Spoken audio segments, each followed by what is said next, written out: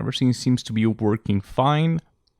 I think we'll soon be able to move on and try to fix this coverage problem of our sky and our mountains.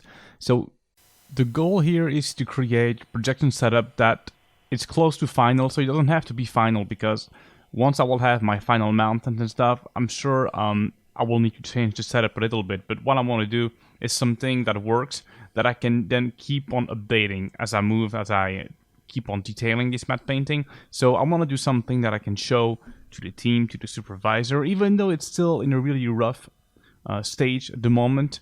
I just want to make this matte painting live, as we say, so I can keep on updating it as I move along. So I'm gonna try to solve this lack of coverage problem we have here. I'm gonna just replace the backplate by a checkerboard for now. It's just gonna be easy. Okay, and what I'm gonna do, I'm gonna go into my projection cam setting under the projection tab, and the idea is to open up basically the focal length, which is gonna give us more coverage. If you switch to the 3D view, like I just did here, you can see the coverage that we have. And if I open up the focal length, so if I decrease this number here, if I make basically the focal length of this projection cam more wide angle, we have more coverage. And if I increase the focal length, we have less coverage. And so the goal now is to find the right focal length for a projection cam, so we have enough coverage. And from there, I will explain to you guys how you can determine also the resolution you need to work in. So let's try to see how much coverage we need first. So I just deactivated the foreground for now, so I can see better exactly how much coverage I need. So trying to find the right frame, and then simply try to open up the focal length. So this should be good, I think. Still might need a bit more just in case, even though that is probably gonna be hidden by the mountains, but it's always better to have a little bit of coverage, a little bit of overscan, basically. Because you never know, the camera can still change, and that happens a lot actually when you work professionally. But let's just say something like this seems pretty good for now, I think. Okay, so I'm gonna create a sticky note so we can write down the few operations we need to do to determine the new resolution we need to work in for our matte painting. Because as I said, we're gonna work with some overscan, which is really something extremely important to know about when you are a matte painter. So we're gonna calculate how much the resolution of our matte painting needs to be according to our new focal length and the focal length of our shot cam. So the focal length of our shot cam is 35 millimeters, so not 65 actually, I'm sorry. So we're gonna basically divide our shot cam focal length by our projection cam focal length, and this is gonna give us this number. So in this case, 1.84. Then what you want to do is multiply this number by the resolution of the shot cam, so our shot, which is 1920 by 804. So you're gonna multiply first by 1920, and that is going to be our new resolution, so 3536. Then you do the same for the height of the image. So you multiply by this number that we have. And so now we have our new aspect ratio for the matte painting. So that means that the elements that are going to be projected into our shot need to be this resolution. So this is going to be our resolution inside of Photoshop, even though it will probably work double the resolution because it's always better. But we know that this is the size that our sky needs to be, as well as our background mountains, if we want to use, like we're going to do here, just one single projection. It's just easier. So now the goal is to write out this checkerboard, or I mean the new resolution. So we have a canvas basically for a shot. So first I'm going to render the last frame, and I'm going to render the foreground and just the midground, sorry. So we have just a guide basically in our Photoshop file. So make sure you deactivate the other elements, and then you can export this midground element at the very last frame of the shot. Be sure to do that. And you can just save this last frame of the shot. You can save it as a TIFF, and make sure you save as output sRGB if you want to be able to see the same thing in Photoshop. Make sure you select RGBA, so we have the alpha, so we can cut out the plate.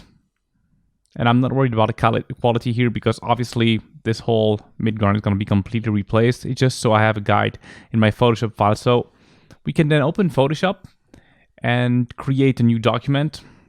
We can actually open our render.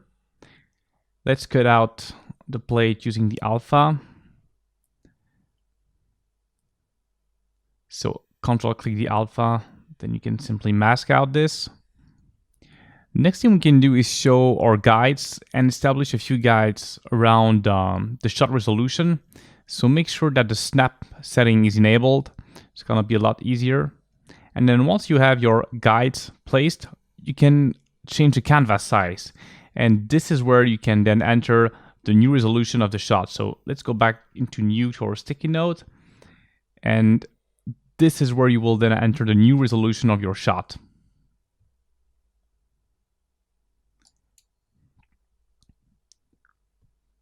There you go. Yep, okay. So let's press OK. Cool. So now we have ready to go Photoshop file in which we can work on. Yeah, and this is pixel, obviously, not millimeters. Sorry, guys. Cool. So this is quite clear, very readable. And you can go on and open our backplate also. And you can just copy paste that into our canvas. Just to the right side. Right now I'm not working in actually in double the resolution. I might do it later, I'm not sure, because none of those elements are gonna be final anyway. Ideally, it's best to work twice the resolution, but if you have, once again, a machine that doesn't have too much RAM or actually not an amazing graphic card, you may want to pay attention to the size in which you are working on, because we might end up with a Photoshop file that's gonna be quite heavy. Anyway, so now we have our sky, and we can go on and save it and replace our checkerboard with our sky that is exactly the right resolution. And here I have a problem, and it's because simply the file hadn't saved yet, I'm guessing. So I'm gonna reload this.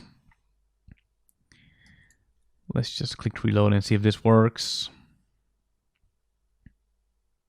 And also, yeah, switch to output sRGB, I'm sorry. Okay, so now we have it. Awesome.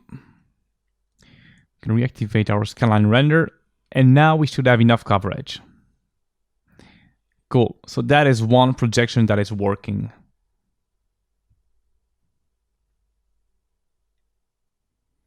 Let's quickly see how this looks.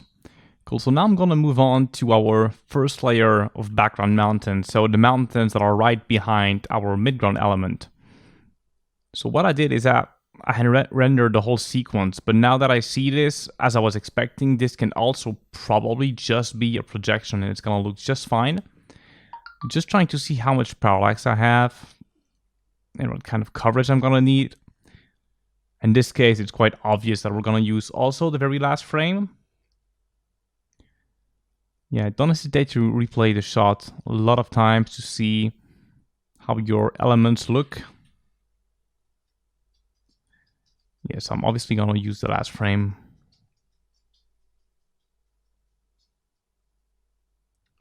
Okay, so what I'm gonna do now is, just deactivate the other elements for now. I'm gonna duplicate my projection setup that I'm using right now for our very background mountains. But first, let me just write out this frame.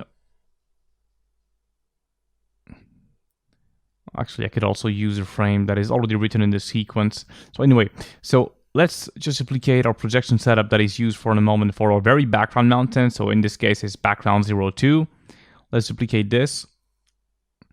Then let's just plug the card into the C node. And next, we just want to select the right frame of the right render element, which is going to be background number 1 frame, in this case 217, sorry.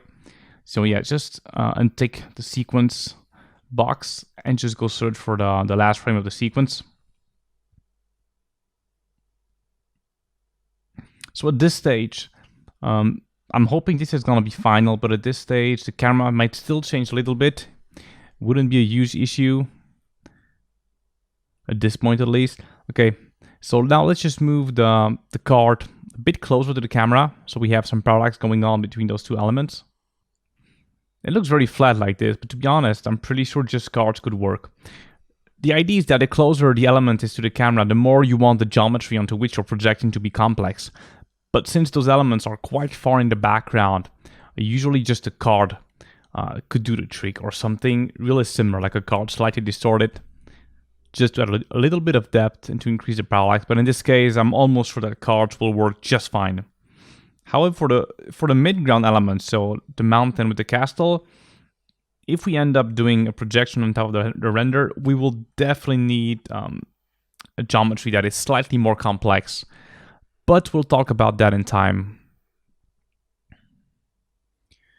Cool, so at this point, what we also want to do is maybe render out those mountains, so we can put them in our Photoshop file, Photoshop canvas. It's just gonna be easy. We don't need it at all, to be honest, I think, but it's just gonna be, once again, a guide on top. We can paint on top of that easily. Cool, so just make sure you deactivate everything but those mountains, and you can just write those as a TIFF and see how it looks in Photoshop. Okay, so I imported those background mountains inside of my PSD. So now we have those midground mountains that are there purely as a guide, or background mountains also just as a guide, and we have our sky. So essentially this is like a blueprint of our future matte painting. That's how I see it. That's really the whole purpose of this part of the process, the matte painting bash, is to establish the foundations of the work that is going to be ahead, because we have quite a lot of work that is going to come next. So you just want to make sure that the foundations are solid, basically.